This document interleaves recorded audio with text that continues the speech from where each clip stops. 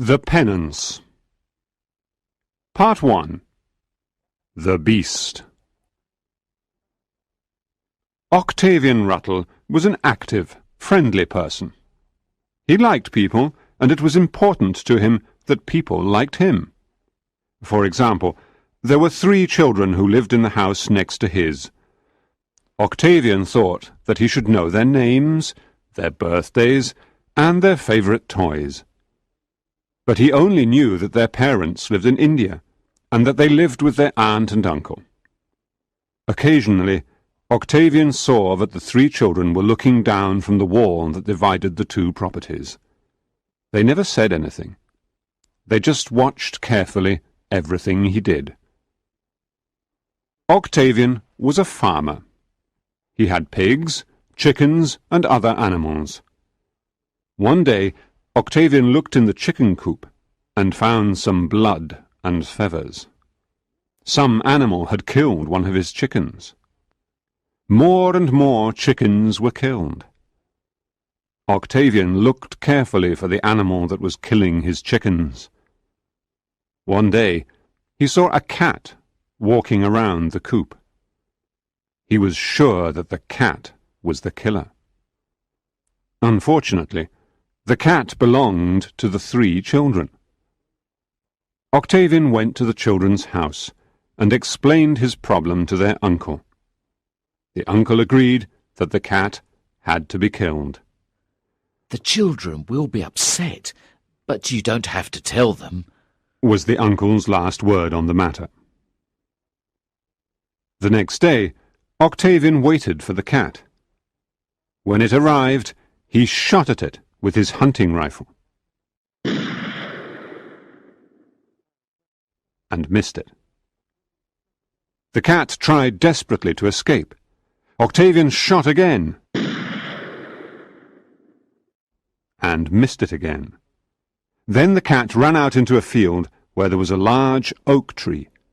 It climbed up the tree, and now it was trapped. Octavian walked up to the tree, pointed his rifle at the cat, and shot.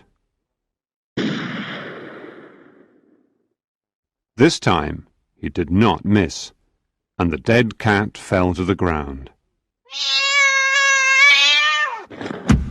Octavian told the gardener to bury it near the oak tree. Octavian felt very bad about killing the cat, but he had to do it. It was killing his chickens. He walked slowly back to his house. And as he walked near the wall, he looked up and saw that the 3 children were staring at him. They had seen everything. Now they were looking at Octavian. Their expression showed how much they hated him. I am sorry, but I had to do it, said Octavian sincerely. Beast! Was the answer the 3 children gave with great intensity. He saw that it was impossible to explain the situation to the children at that moment. He decided to wait a few days before he tried to make peace with them. 2 days later, he went to the sweet shop and asked for a large box of chocolates. He didn't want the first 2 boxes that the shopkeeper showed him. One had a picture of a cat on the cover, and the other had a picture of some chickens. Finally, the shopkeeper brought him a box decorated with flowers. Octavian sent the box to the children, and later received a note saying that they had received the present. The next day, he felt much better when he went to look at his chicken coops and pigsties. He saw that the 3 children were looking down from the wall, but they were not looking at him. Then Octavian noticed that here and there in the grass were pieces of chocolate and their shiny wrappers. It looked like a greedy child's paradise. The children had thrown his presents back at him. Part 2. Unbeast. Octavian felt even worse when he found more blood and feathers in the coop. Apparently, the cat was innocent. Some other animal was the real killer. The cat had probably come near the coop looking for rats. The children learned from the servants that the real killer was not their cat, and one day Octavian found a piece of paper on which was written, "Beast, rats eated your chickens." Now more than ever, he wished to find some way to make peace with the children. One day he had an inspiration. His 2-year-old daughter Olivia usually spent a couple of hours with him while her nursemaid ate lunch. About the same time, the children appeared on the wall. Octavian walked with Olivia near the wall, and he saw that the children seemed very interested. My Olivia Thought Octavian. will be able to succeed where I have failed. He brought Olivia a large yellow dahlia. Then he looked up at the children on the wall and asked, Do you like flowers? They nodded their heads solemnly. Which do you like best? He asked, Those with all the colours over there. answered the children, pointing to a group of sweet peas at the other end of the garden. Octavian ran happily to get the flowers for the children. He pulled up lots and lots of flowers of all different colours, and then he returned to the wall to give them to the children. But there was no one on the wall. The children had gone, and what is more, Olivia had gone too.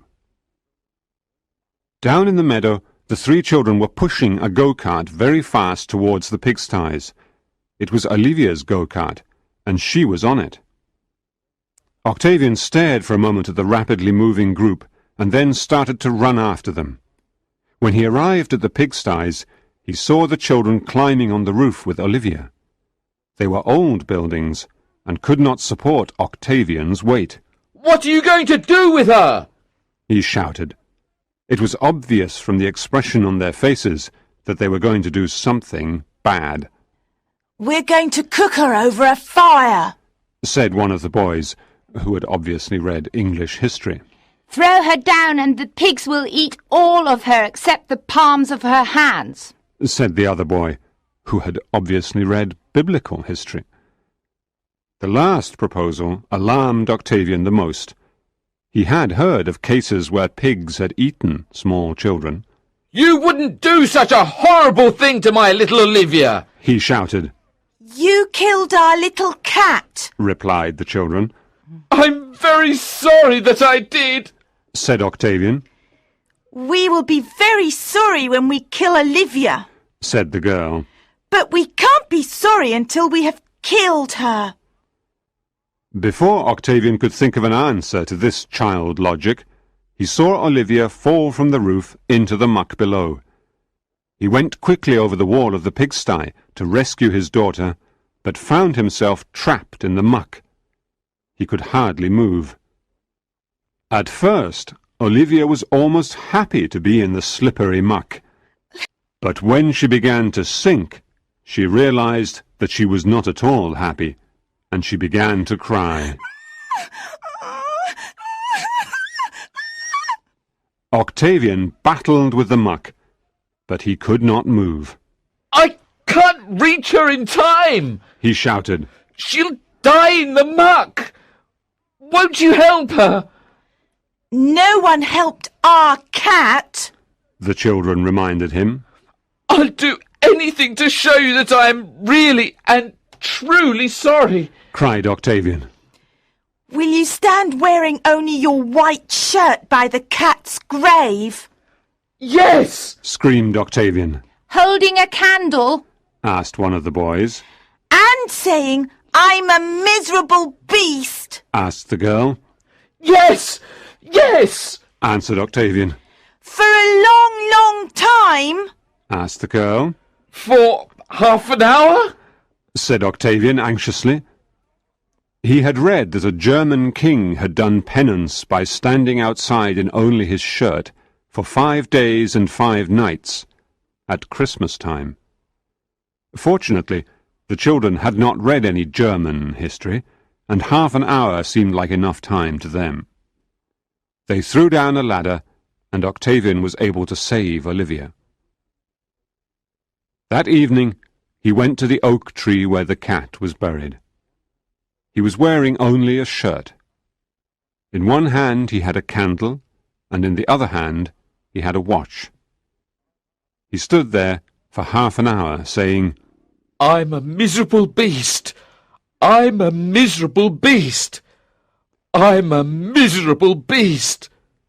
He was sure that the 3 children were watching him.